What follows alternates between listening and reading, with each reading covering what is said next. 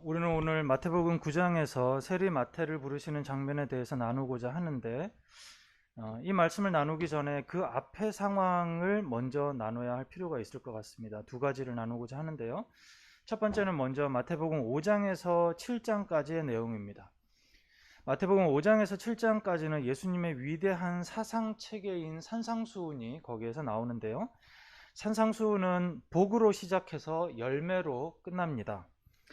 주님께서는 하나님의 백성들이 하나님의 백성이라는 이유만으로 누릴 수 있는 가장 고차원적인 복에 대해서 말씀하십니다. 그런데 이 복은 일반적으로 사람들이 생각하는 것처럼 많이 소유하고 또 별 탈 없이 무병장수하는 것이 아닙니다. 도리어 가난하고 스트레스 받고 부조리한 사회 속에서 정의를 외치다 고난당하는 그런 삶인 것이죠. 이걸로 끝나는 것이 아니라 더 고차원적이고 완벽한 도덕률을 요구받습니다. 지금까지 사람들은 모세의 율법을 지키면서 살아왔지만 그걸로 충분하지 않고 더 손해보고 더 사랑하면서 살라는 요구를 주님으로부터 받습니다. 하나님의 백성들이 이렇게 살아야 하는 이유는 이렇게 살아야만 천국에 갈 수 있는 조건이나 자격이 생기기 때문이 아니라 도리어 이미 하나님의 충분한 사랑과 준비가 있기 때문입니다. 하나님의 백성들은 이미 하나님께서 주시는 복을 누리고 있고 하나님이 주시는 은혜로 살아가기 때문에 하나님을 믿지 않는 사람들처럼 아등바등 걱정과 탐욕 속에서 살지 않아도 되는 것이죠. 도리어 자신의 문제에서 벗어나서 다른 사람들을 돌아봄으로 인해 사람이라는 열매가 맺어질 수가 있는 것입니다. 주님은 주님 앞에서 이 가르침을 듣고 있는 대부분의 가난한 민초들에게 큰 위로와 용기 그리고 동시에 큰 사명을 주시는데 이것이 바로 7장까지의 내용이었습니다. 주님께서 이 설교를 마치시고 내려오시자마자 하시는 일들이 8장에 기록이 되어 있습니다. 그런데 이 8장은 온통 이적들로만 가득 차 있습니다. 나병 환자를 고치고 이탈리아 군대의 백부장의 종을 고치고 베드로의 장모의 병을 고칩니다.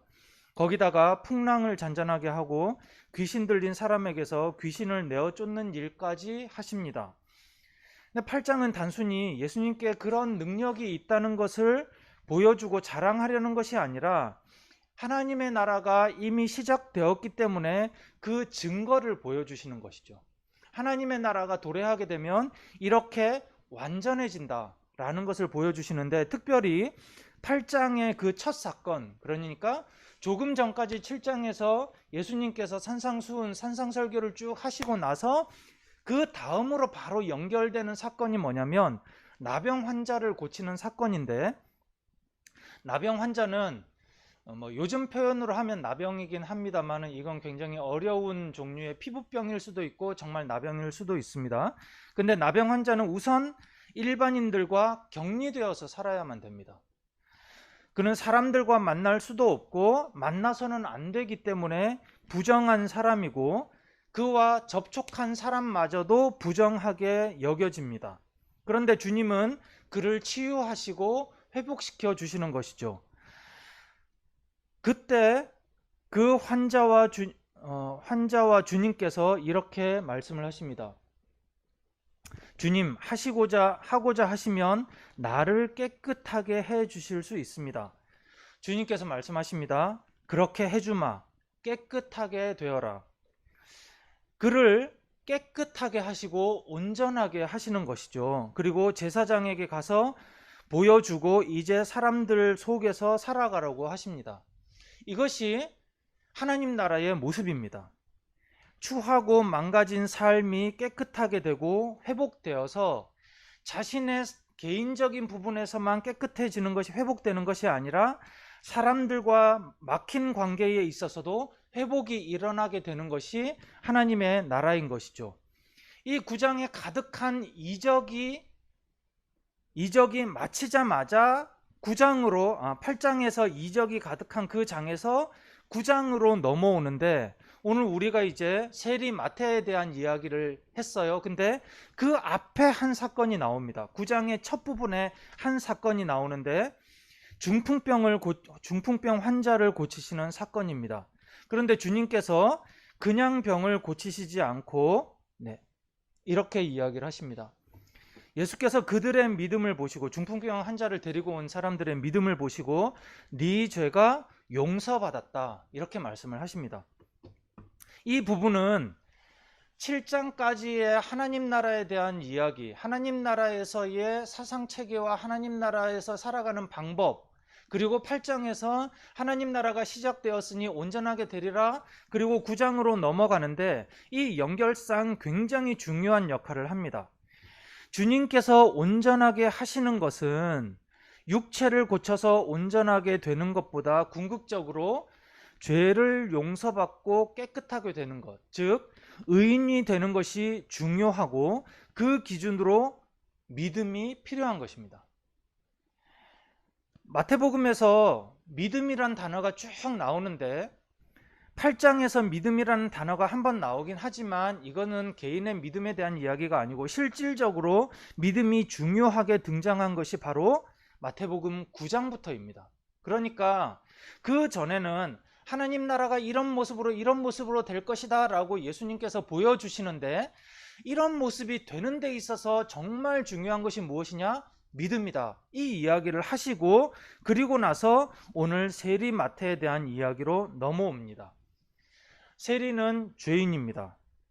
거룩한 민족을 배신하고 부정한 이방 민족, 제국에 부역해서 살아가는 반역자입니다.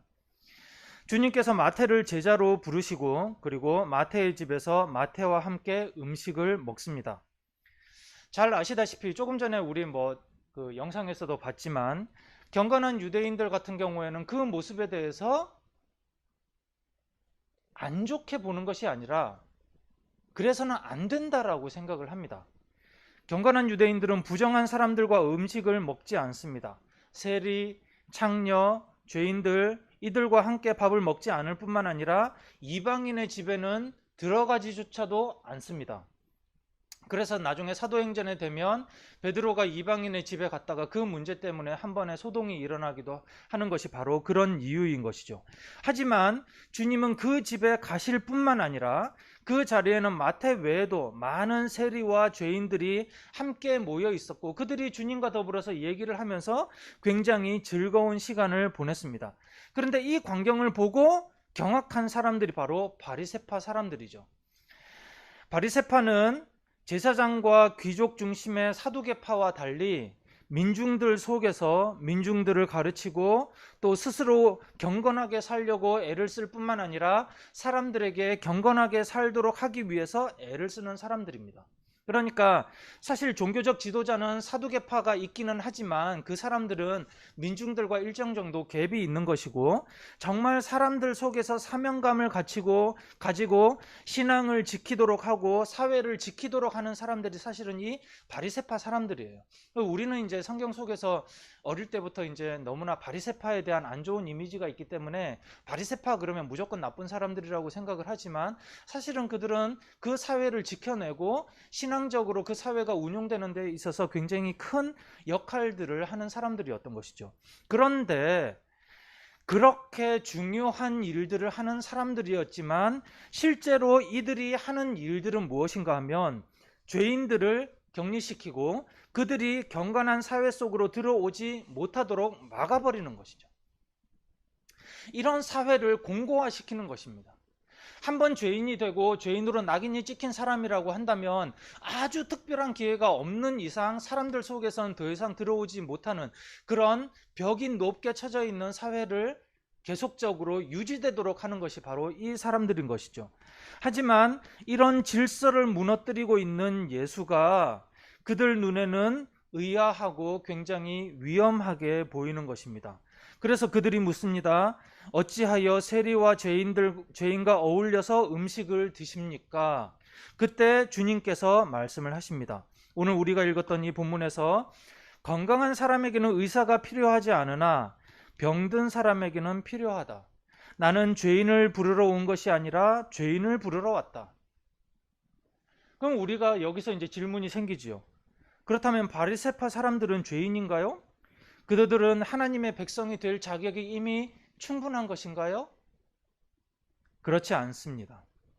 세상엔 두 종류의 죄인밖에 없습니다. 스스로 죄인임을 아는 죄인, 스스로 죄인인 줄 알지 못하는 죄인. 결국 세상에는 죄인밖에 없는 것이죠. 바리새파 사람들은 스스로의 죄를 알지 못하는 죄인입니다. 우리가 살아가면서 예수 그리스도를 구주로 영접한다는 것, 이것이 과연 무슨 의미가 있는가? 이런 생각들을 하게 됩니다. 우리에게 어떤 죄가 있는가? 내가 도대체 무슨 죄가 있어서, 그들은 도대체 무슨 죄가 있어서 영원한 형벌을 받아야만 하는가? 이런 질문들이 생기기도 합니다. 하지만 찬찬히 놓고 보면 이 죄라는 것이 얼마나 무거운 것인지, 얼마나 우리 삶에 있어서 치명적인 것인지 생각을 하게 됩니다. 죄의 무게, 죄의 두려움, 죄에서 절망을 보지 못하면 예수에게서 희망을 발견할 수 없습니다. 예수가 수많은 대안들 중에서 가장 나은 첫 번째 선택할 수 있는 대안이라고 한다면 예수는 딱히 의미가 없는 것이죠. 우리가 구원받을 수 있는 일들이, 그 조건들이 여러 개가 있는데 그 중에서 예수가 그래도 제일 낫더라, 그나마 제일 낫더라 라는 정도라고 한다면 우리는 굳이 예수를 믿을 필요가 없는 것입니다. 우리 삶에는, 인류의 삶에는 죄라는 것이 있어서 그것은 정말로 너무나 치명적이어서, 너무나 무거워서, 너무나 절망적이어서 죄를 가지고 있는 사람은 그 누구도 스스로를 구원할 수 없고 타인을 구원할 수 없을 뿐만 아니라 하나님의 나라에 들어갈 수 없다는 것이 중요한 것입니다. 우리가 하나님의 백성이 되었다고 하더라도 우리는 평생 우리 속에 있는 죄의 경향성과 싸워야 합니다. 우리는 이미 하나님의 은혜로 의인이 되었다라고 하지만 우리 속에는 끊임없이 죄를 향해서 나아가고자 하는 그런 경향성들이 있다는 것을 우리는 돌아봐야 되고 성찰해야 되고, 이 죄라고 하는 것이 개인과 개인의 문제로서 끝나는 것이 아니라 결국 이 죄는 누구에게 있든지 간에 계속적으로 확장되고 사회화되어서 인류의 문제로 계속적으로 커지게 된다는 것을 우리는 반드시 발견해야 되는 것이죠. 저는 모태신앙입니다. 물론 어릴 때 엄마 뱃속에서부터 신앙생활을 하면서 굉장히 어릴 때부터 그냥 하나님이 그냥 믿어졌어요. 그리고 인격적으로 하나님을 만난 일도 사실은 되게 많았습니다. 초등학교 5학년 때도 중고등부 형님들 따라가가지고 기도원에 가서 그때 인격적으로 처음 하나님을 만났고, 또 초등학교 5학년 이후로는 목회를 하겠습니다 이런 서원도 했었고, 그리고 그 이후에도 반복적으로 고등학교 때도 그렇고 하나님을 만나기도 했었죠. 하지만 우리 부모님의 믿음이 있다고 해서 저에게 믿음이 자연스럽게 생기지 않습니다. 저에게 믿음이 있다고 해서 우리 자녀들에게 믿음이 자연스럽게 생기지 않습니다. 우리 부모님의 믿음은, 우리 부모님은 부모님대로 그 믿음의 가치에 대해서 생각을 해야 되고, 저는 저대로 제가 가지고 있는 죄, 저에게 있는 그 죄의 치명적인 모습들, 제가 저의 죄로 인해서 가지게 되는 그 절망감을 가져야 제가 주님 앞으로 나아갈 이유가 생기는 것이죠. 단순히 우리 부모가 좋다고 했기 때문에 그 부모의 천국에 우리 부모가 믿으니까 나도 그냥 믿는다라고 한다면 그 믿음이 과연 내가 주님 앞으로 나아갈 이유를 만드는 것인가? 그렇지 못하게 되죠. 모든 사람들은 언젠가 인생에 단 한 번이라도 이 질문 앞에 서게 됩니다. 과연 내 속에 있는 이 죄가 얼마나 치명적인가? 내가 이 죄로 인해서 과연 하나님 앞에 나아갈 수 없는 것인가? 내가 이 죄를 방치하게 될 때 이것은 그냥 여기에서 끝나는 것이 아니라 계속적으로 퍼져나가서 어떻게 사회 속에서 더 큰 사회적인 악을 만들어내는가에 대해서 우리는 계속적으로 고민해야 되는 것이죠. 주님은 죄인을 찾습니다. 자신의 의를 고집하지 않고 스스로 죄인임을 고백하는 사람, 그래서 주님을 믿고 따라야만 주님의 의로움 속으로 들어갈 수 있는 그들을 찾고 있는 것이죠. 우리 가족 여러분, 신앙의 동지 여러분, 우리는 우리의 죄의 치명적인 모습을 알 때, 우리는 이미 의인이 되었음에도 우리는 끊임없이 죄로 나아가고자 하는 그런 모습이 있음을 알 때 우리는 겸허하게 됩니다. 그 겸허한 자세로 우리가 주님을 따라가야 합니다. 우리가 겸허하게 주님을 따라가고자 할 때, 그럴 때 주님께서 끊임없이 우리를 깨끗하게 하시고 끊임없이 주님의 은혜를 우리들에게 부어주시기를 예수 그리스도의 이름으로 축원합니다.